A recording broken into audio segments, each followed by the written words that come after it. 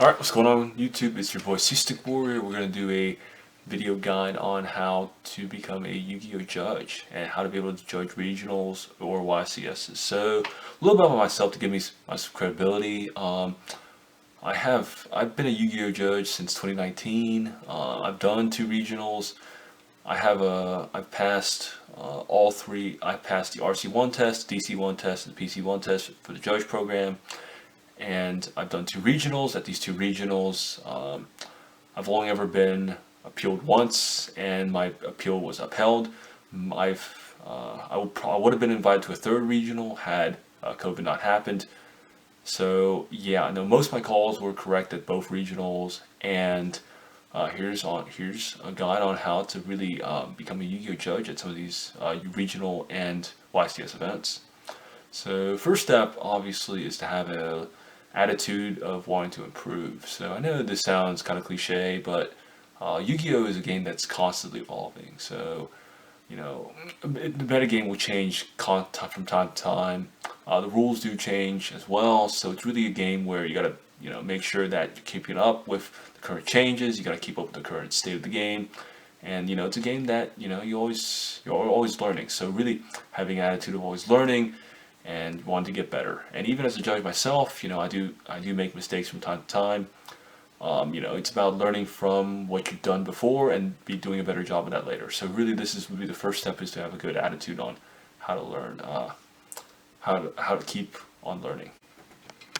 All right. So after you have a good attitude and always learning and evolving and being adaptable, you want to actually brush up on the rule book again. So I know this sounds kind of cliche, but the rules do change from time to time, and it's really important to really refresh yourself with the basic fundamentals of Yu-Gi-Oh and how rules have changed. So, for example, I believe this last rule update, Master Rule 4, they included the Link series, how the Link, you can only use one Link. There's only one special summon zone, and these rules do change time to time, and really having a solid fundamental grasping of the rules to becoming a judge is pretty important. I know that sounds super cliche, but it's really important to learn those before you start diving in further. Next thing we have, number 3, is to play some metagame. So metagame is defined as what's doing well in the competitive series. So by playing metagame, this helps you as a judge because you are familiar with what players will be using. So for example, if the following regional, we see a bunch of Mermail cards, and you've played a bunch of Mermails before, you know what types of card actions might occur, and you may be able to foresee some of the judge calls before they even happen. So this typically helps. A good way to really play the metagame now, since there's no current events, would be to use Yugioh Pro. Good thing with Yugioh Pro is every card is available and you don't have to pay for it, so that really is a benefit. So playing metagame would be a great step to becoming a judge, because you know what the game is going on right now, what type of game is going on right now, what kind of card actions are there, and what kind of possible scenarios might arise. So that's a good 3rd step. Alright, so step number 3 is you want to learn how chains work. So chains are a series of card reactions that typically happen back to back to back. So for example, let's say I activate a monster effect, my opponent counters immediately with a trap card to deal with my monster effect. That could be like chain 1 and 2. So these are like when card activations are back to back or something like that. So what typically starts a chain is usually the card will typically have a colon. When this card is activated, colon, that typically starts the chain 1. So if your opponent responds, that would be the chain 2. So let's say, for example, I had a monster effect. I'm going to activate this monster effect. It has a colon that starts speed spell 1, which is chain 1. And if my opponent responds, that would be chain 2. So most important thing about chains is that they resolve backwards. So instead of chain 1, 2, and 3 resolving, you actually resolve chains 3, 2, then 1 in a backwards way. So that's really important on how to resolve chains. Another thing about chains is they can be commonly referred to as speed spells. Speed spell 1, speed spell 2, speed spell 3. But typically speaking, chains are also a common judge call. So it's important to really resolve them in backwards 3, 2, 1. And another thing that's important is it's a chain. Sometimes people don't know when a chain starts. Again, the rule is that if the card has a colon, that's typically starts a chain. So step number 5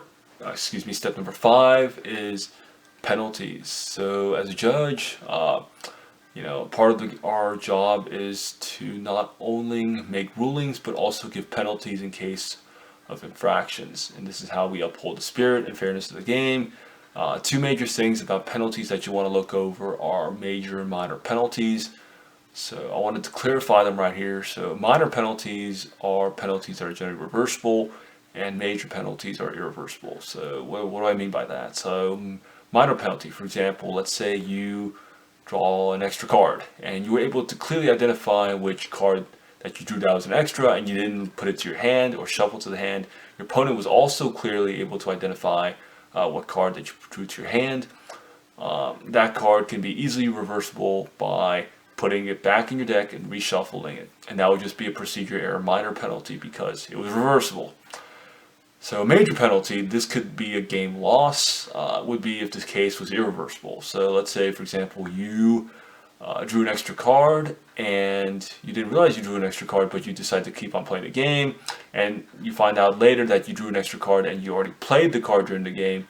Now this entire match, you cannot reverse the entire match. This is an irreversible error, and this could lead to a game penalty. So the difference between these two is that minor errors are generally reversible, and major errors are irreversible and leads to possible a game loss or a match loss. So this is just the basics. Obviously, there's more to it once you read the policy document guide, but that's generally the gist of it, of penalties.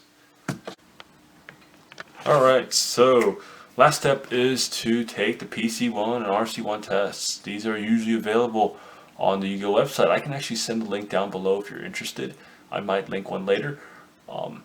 So take these tests. The good news is that these tests are retakeable. These tests are not that easy. I just want to give you that ahead of time. They are quite detailed and they're quite practical. But if you don't do well the first time, you can still retake it and learn from what you did wrong the first time. So once you pass, you would reach out to your locals or your regionals and ask them how to, judge. And once you pass these judge tests, there's a Facebook group, and you can really get some opportunities from there. So in recap, really judge Yu-Gi-Oh! The first step you want to do is have a good attitude. A good attitude because Yu-Gi-Oh! Is a constantly changing game. It's a game that you have to keep learning. So having a good attitude, having an attitude of always wanting to learn is very important. Second thing you want to do is learn the basics. These basics include the basics of the rulebook, the basics of how Yu-Gi-Oh! Works. Having a solid fundamental knowledge of how Yu-Gi-Oh! Works is very important, and it can help you. Then step 3 is to learn the metagame. Learn the metagame with what's going on, doing well currently, can help you prepare for judging. Step 4 is to learn how chains work. Chains typically resolve backwards, and chains typically start with colon. Step 5 is to learn the penalties. The penalties, again, you should try to differentiate between a major and minor penalty. Finally, taking these tests.